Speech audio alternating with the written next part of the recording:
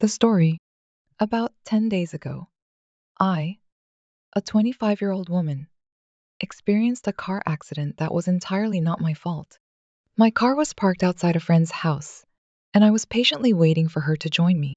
Engrossed in my phone, the tranquility was shattered when another car collided with mine from behind.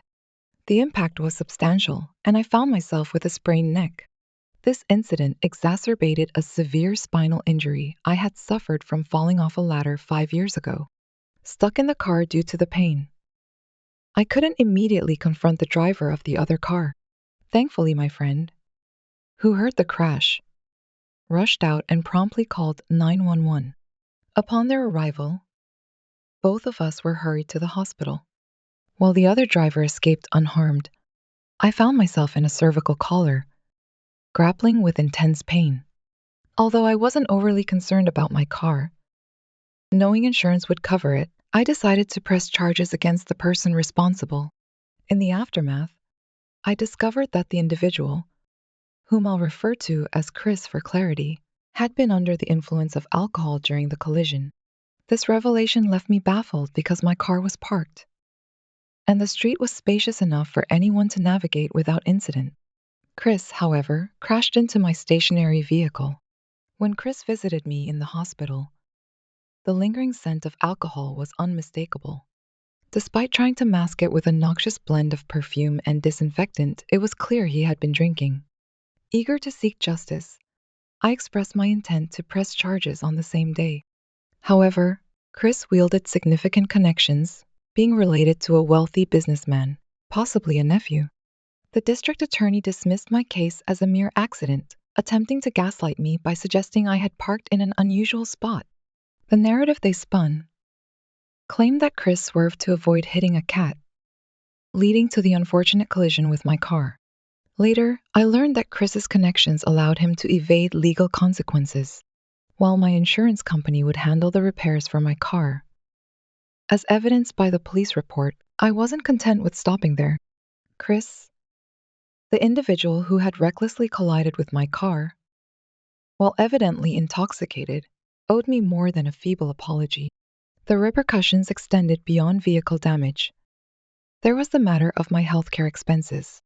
I had to bear the entire cost of my hospital visit, a staggering amount that reached nearly $22,000. This included expenses for various tests, an x-ray, the cervical collar, medications, and more.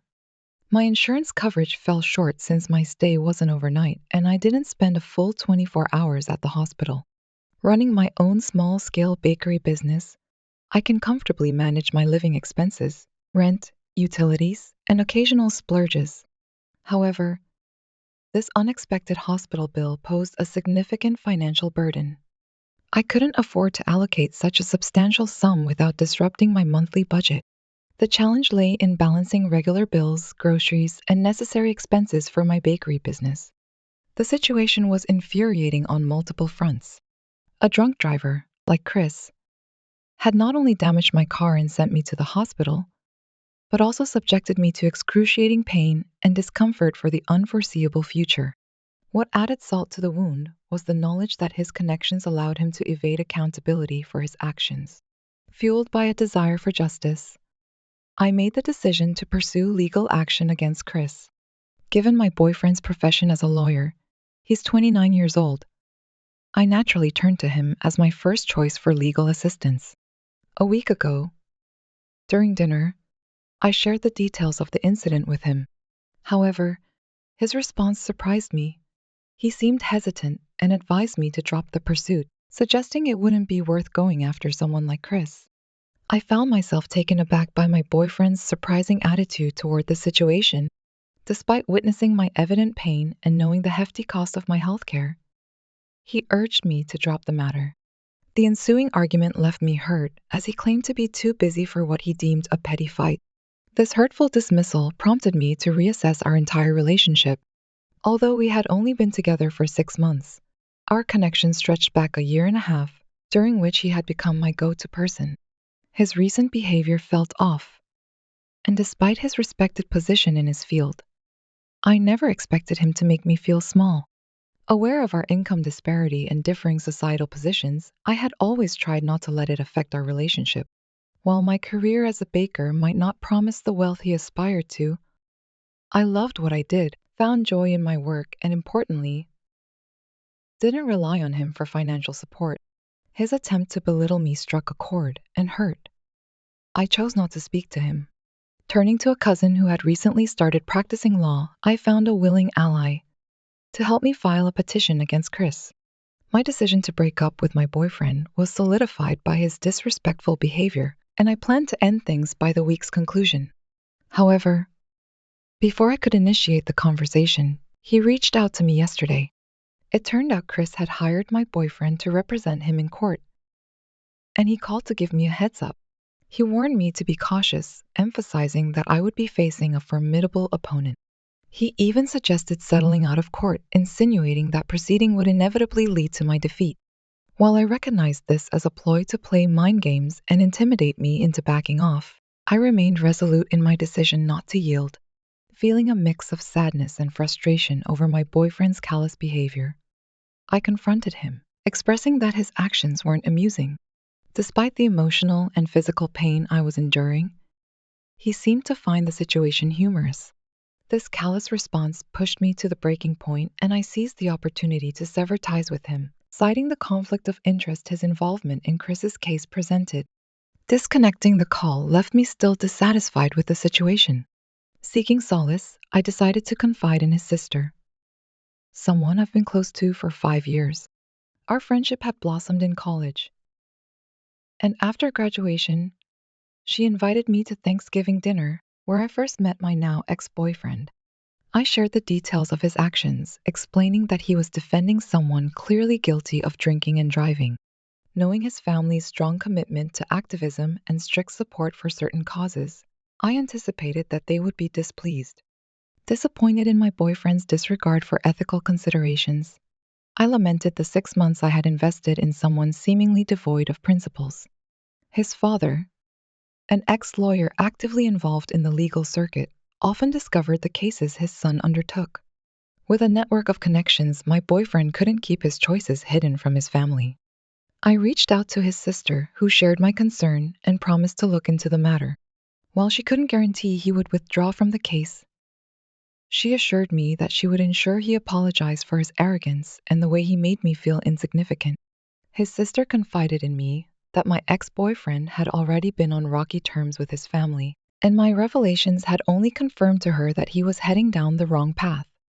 Grateful for the information, she went as far as advising me to end the relationship, emphasizing how his ambition and greed had blinded him to what truly mattered.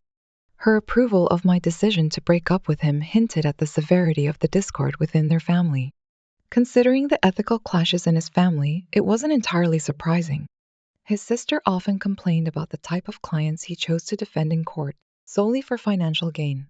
While I found it disconcerting, I refrained from meddling in his professional choices, believing it wasn't my place to comment on his work.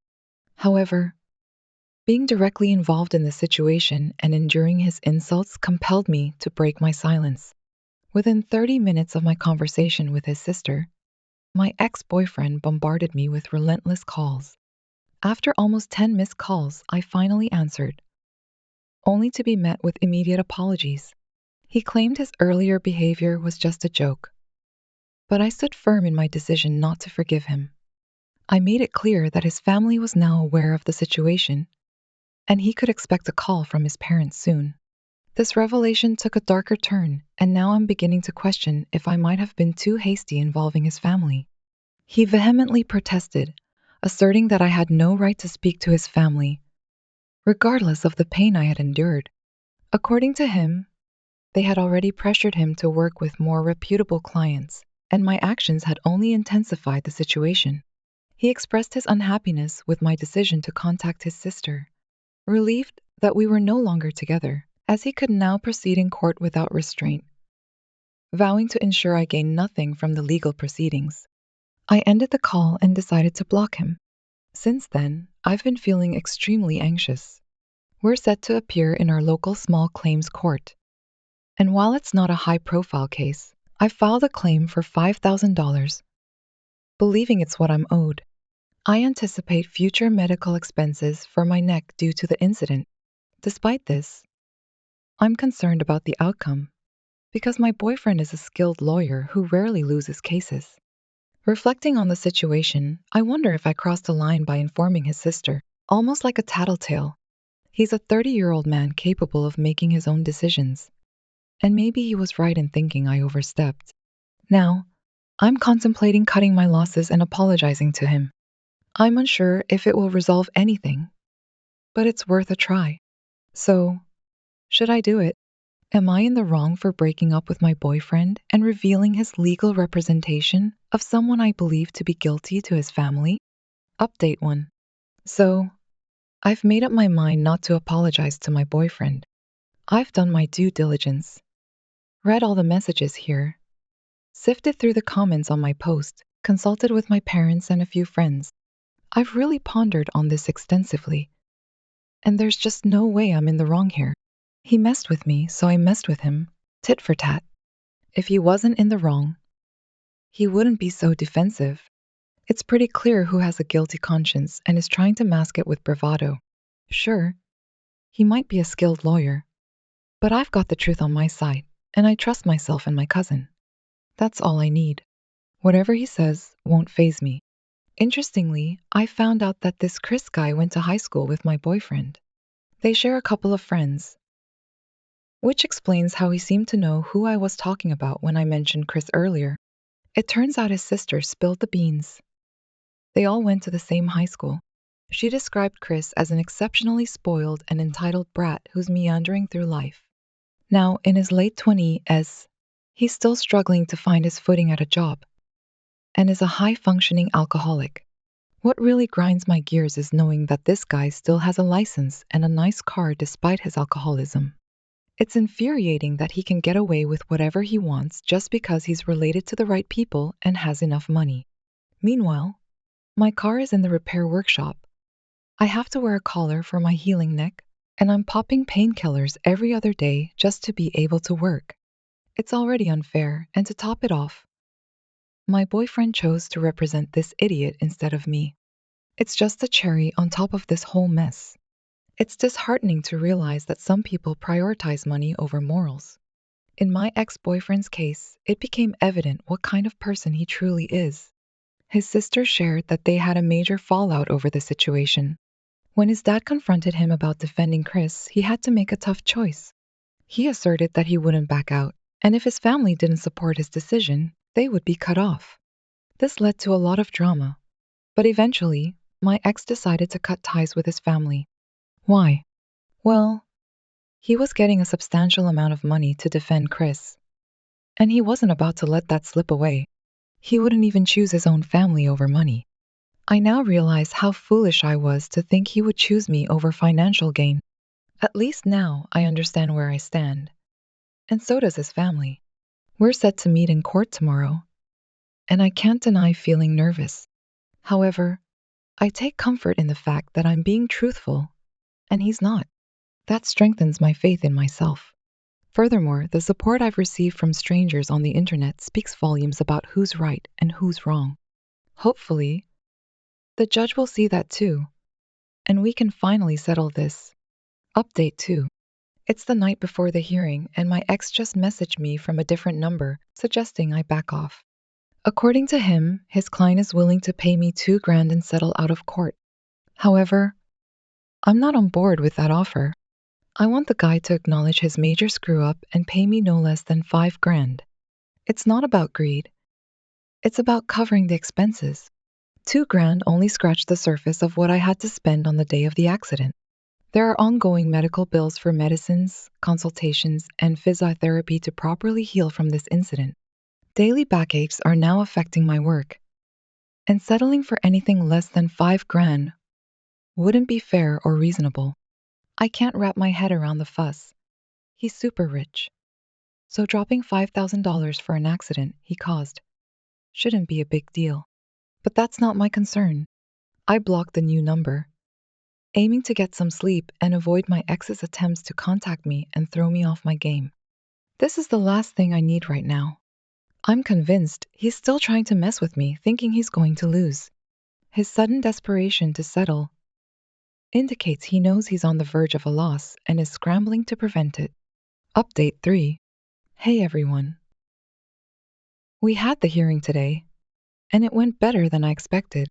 We presented our case last, and my cousin did a fabulous job. However, my boyfriend, being more skilled, managed to convince the judge to assign a second hearing. I won't dive into the details because it's boring and irrelevant.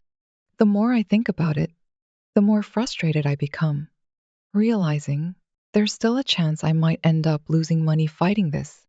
I appreciate that my cousin isn't charging me much because we're family, but it's still money. While I understand that being ethical and sticking to principles is great and all, right now, I don't feel too good about the prospect of a second hearing. We gathered all the evidence we could to strengthen our case, but unfortunately, so did they. I suspect some slimy and unethical tactics, maybe bribing some people. I know that for a fact. I was in a foul mood waiting for my cab, and then my ex decided to talk to me, making it worse. I wasn't even looking at him, trying my best to ignore him. Unfortunately, I didn't have my AirPods, so I couldn't exactly block out his voice. He informed me that Chris's dad had cut him off after the accident. That was the last straw. Now he's on his own, down to the last few thousand in his account, and can't afford to pay me the amount I'm asking for. Hence, he proposed settling out of court for way less than what I claimed. I pretended not to hear him, but he continued lecturing me about having a heart and how it was unlike me to be so greedy. After a while, I couldn't take it anymore and snapped. I told him I did have a heart, but I prefer to save it for people who deserve it, and his friend Chris certainly did not. I added that if the worst came to worst, his parents would take him back and pay me the amount. I was sure the parents who raised this man-child wouldn't let their son go to jail over something so petty. Besides, his uncle was rich enough to make things happen, which is how they got a second hearing. I made it clear that I didn't have the luxury of relying on others to constantly bail me out of trouble. I wasn't being heartless or greedy. I was simply looking out for myself. Just because I wasn't constantly chasing money, like my ex, didn't mean I didn't need it. He stared at me, attempting to come up with arguments against me, but couldn't. His mouth just opened and closed like a goldfish for a few seconds. Finally, after half a minute, my cab arrived and I left him standing there. I'm not entirely happy with how today went, but at least I got to chew my ex out, so that's a win for me. Now, I just hope we can wrap this up by the next hearing. Update 4. Hey, it's been 3 weeks, and yesterday, I finally received the amount that was due. Just as predicted, Chris's parents stepped up at the very last minute and bailed him out again. However, it doesn't matter because, at least, the verdict was in my favor. What's interesting is what happened after the judgment. I went home, and unlike the previous day, my ex didn't try to stop me and talk to me outside of court. Instead, he decided to wait until we got home. A few hours after I'd come home, he showed up at my door with a bouquet of roses and asked me out. He claimed to be truly apologetic about everything he'd said and done so far. He confessed that he always knew he was going to lose, which explained his egoistic behavior. However, he claimed to have realized that he was being stupid and now wanted me to give him a second chance. In response, I did what anyone in my place would have done. Slammed the door shut right in his face. He tried to talk to me, but I made it clear that I had no interest in entertaining him and his fake apologies. I told him to save his breath and just leave. The recent ego trip he indulged in, just before losing a rather attractive case, unveiled his true colors. It became clear to me that this version of him, marked by unethical and cold behavior, wasn't someone I wanted to stick around for. I couldn't wait for him to worsen, and it seemed evident that he wasn't the partner I was seeking. In fact, I doubted anyone would be interested in such traits. Firm in my decision, I conveyed to him that he needed to leave me alone. I wasn't willing to endure any further attempts to argue or discuss his regret over losing the case. I made it clear that if he persisted, I wouldn't hesitate to involve law enforcement. To my relief, he left without uttering another word. I am optimistic that he won't return or attempt to contact me in the future. I confided in his sister about the situation, and to my satisfaction, she wholeheartedly supported my decision. She revealed that even their parents were reluctant to speak to him. Surprisingly, he hadn't extended an apology to them either.